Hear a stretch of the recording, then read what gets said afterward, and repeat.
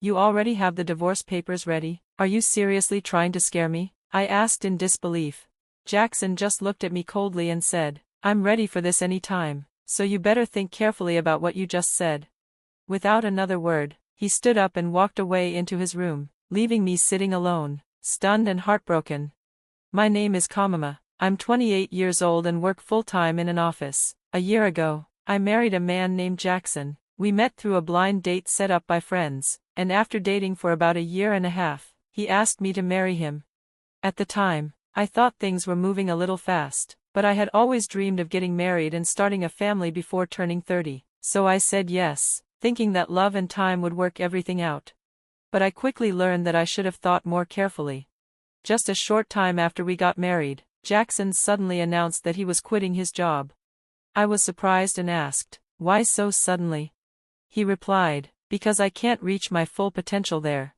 To my shock, he had already handed in his resignation without even talking to me about it. He did manage to find another job, but it paid less than his previous one. I didn't complain much because I had a stable job and we could still manage our expenses together. But then, Jackson started telling me to quit my job too. I was shocked. How were we supposed to manage on just his new, smaller salary? Our rent, car payments, daily expenses, all of it added up. His answer was always, my salary will go up soon, but there was no sign of that happening. So I told him clearly, I won't quit my job until your salary increases enough to cover everything. Jackson didn't argue too much at first. He just nodded, but he kept bringing it up again and again. Every few weeks, he would ask, when are you quitting your job? It became exhausting. I wanted to scream. Sure, I quit, just to make a point, but I couldn't risk it. We would be in serious financial trouble if I did. I thought he should focus more on working hard and getting a raise instead of pressuring me. Then, it started to make sense to me. I realized why Jackson wanted me to quit so badly. It was because of his mother, Helen. Jackson would often talk about how he wanted to help his mom and how she was getting older. Whenever we visited his parents, he would say things like, I just want to make things easier for you, Mom, and Helen would smile and thank him. Then, Jackson would glance at me and say something like, but we're both working, so it's hard to find the time. It felt like he was trying to make me feel guilty, as if I was the only reason he couldn't help his mom more. But here's the truth, Helen didn't need help. She was in perfect health, she worked part-time, had a wide social circle, went shopping with her friends, and had more hobbies than I did. She was full of life, so what did she need me for? One day, Jackson said out of nowhere, if one of us were home during the day, we could check on Mom every day. And I realized, he meant me. He expected me to be the one who quit my job so I could go to his parents' house daily and help Helen. But help with what? I asked him straight up. Helen is healthy and active. What exactly do you expect me to do? Jackson replied like it was obvious. You could help with chores, run errands, cook, clean, there's plenty to do.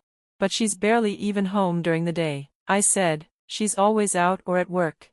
Jackson looked annoyed and said, even if she's not home, you can still clean the house. That was it. I realized he didn't want me to help his mom, he wanted me to serve her, like a maid. And the worst part, he wasn't doing anything himself, he never offered to go over and help. It was always me. When I refused to quit my job or take on this caretaker role, I noticed something else. Whenever we visited his parents, Jackson would act like the perfect son and give me orders like I was his assistant. Help Mom with the dishes. Check if anything's needed from the store. Can you clean up the living room? I refused each time. I'd say things like, you know this neighborhood better than I do, why don't you go to the store? He always responded with strange excuses. That wouldn't make sense. It's your job. My job? Since when? It became clear that Jackson didn't want a partner. He wanted someone to boost his image as a good son by treating me like a servant. It hurt. Finally, I confronted him. Why don't you quit your job and take care of your mom? I asked him. He looked disgusted and said, that's not something I should do. I'm giving you these responsibilities so Mom will think you're a good wife. You should be grateful. Grateful? He was trying to force all the responsibility onto me and pretend he was a great son while doing none of the work, and I was supposed to accept this? I had had enough. Jackson, we need to talk about our future, I told him seriously one evening. What are you even talking about now? He replied with irritation. I'm tired of being told to quit my job. I'm tired of being pressured to care for your mom when she doesn't even need it. I'm your wife, not your servant. Jackson didn't even try to understand. It's your duty to care for your husband's family, he said coldly.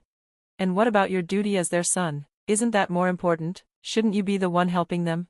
No, he snapped. It's the wife's responsibility. I'm honestly disappointed in you. You clearly don't care about family. That was the last straw.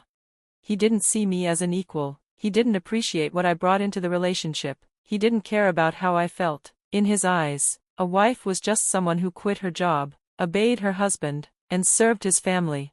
At that moment, I realized, this marriage was not going to work. And when he pulled out those divorce papers, thinking he was scaring me, I felt something unexpected. Relief. Because maybe this was my chance to break free. Jackson looked at me and said, "Let me ask you something. Have you ever done anything for my parents? If I told you to take care of them, would you even do it?" I stared at him, shocked by the question. "What do you mean?" I asked. "Would you take care of my parents if I asked you to?"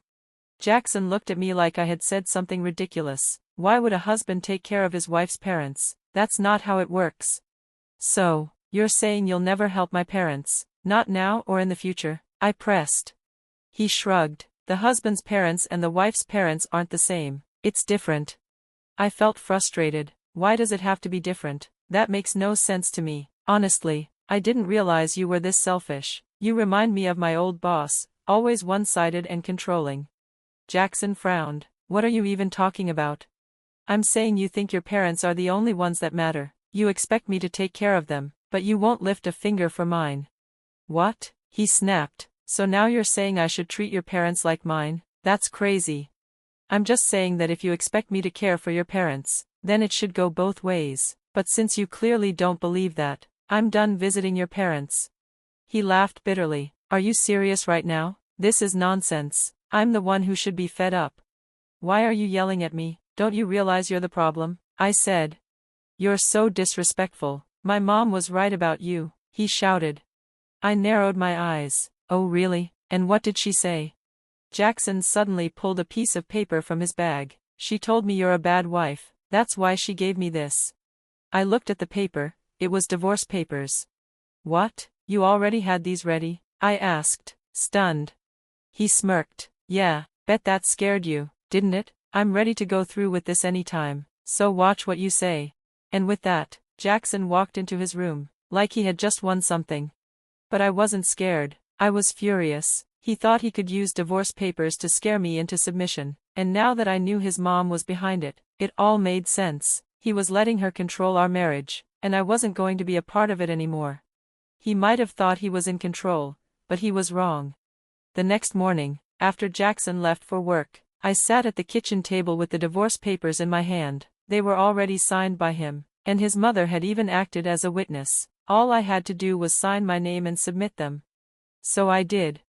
I went straight to the city office and filed for divorce, just in case Jackson tried to reverse things. I also submitted a notice that would prevent any new marriage certificate from being accepted without my permission.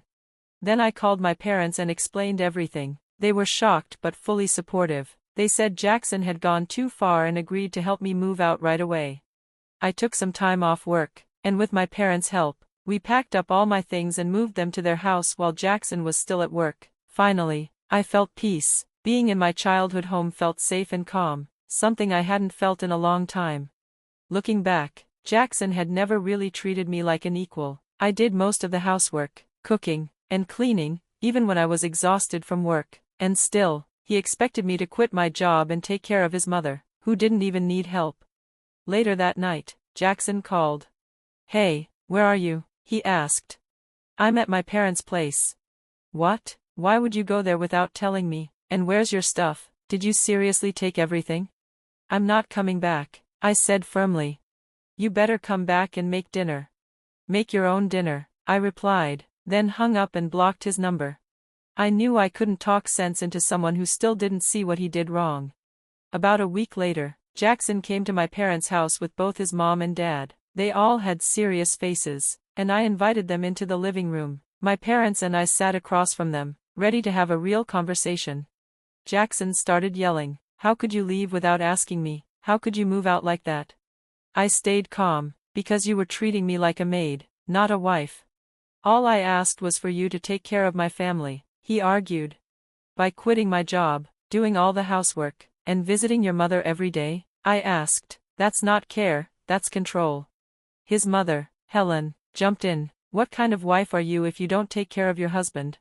My dad clenched his fists in anger, but I spoke up. Jackson expected me to do everything for his parents, but never once offered to help mine. He said it was my job to serve his family and that my own parents didn't matter. Helen gave me a sharp look, but Jackson's father, Carter, looked surprised. Jackson, Carter said, did you really say those things? Jackson looked uncomfortable, then said, well, I just meant. Carter turned to Helen, and this was your idea? Helen tried to defend herself. It's only natural to put your own family first. That's not how a marriage works, Carter said firmly. You've used your position to pressure her and caused unnecessary drama. I came here thinking she was at fault, but now I see the truth. He turned to me and my parents. I'm sorry for everything my son has put you through. There's no need to apologize. You didn't do anything wrong, I told him. Still, he said, I need to make something clear.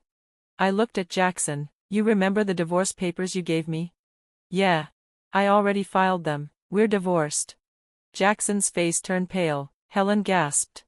What? You filed them without telling me? You said I could file them whenever I wanted, and you already signed your part. So did your mom, I reminded him calmly. Jackson stuttered, unsure of what to say. Carter's face darkened. You used divorce as a weapon? That's disgraceful.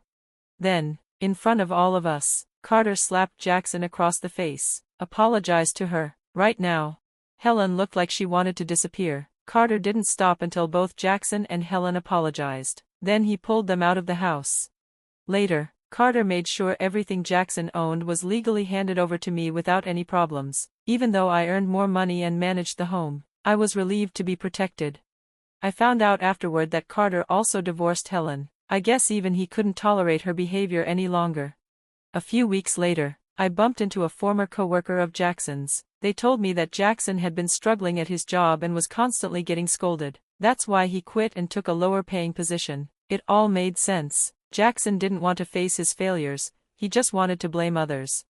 But I'm done with that life. I've rented a small, cozy apartment for myself and finally feel free. I recently got a raise at work, and I'm focused on building my future. I'm not looking to date right now, I just want peace. Jackson always cared more about how things looked than how they really were, but that kind of thinking doesn't last. Now he's alone, and I hope he realizes what he lost. As for me, I'm stronger now, and one day, if I meet someone who truly respects and supports me, maybe I'll try love again. But until then, I'm doing just fine on my own.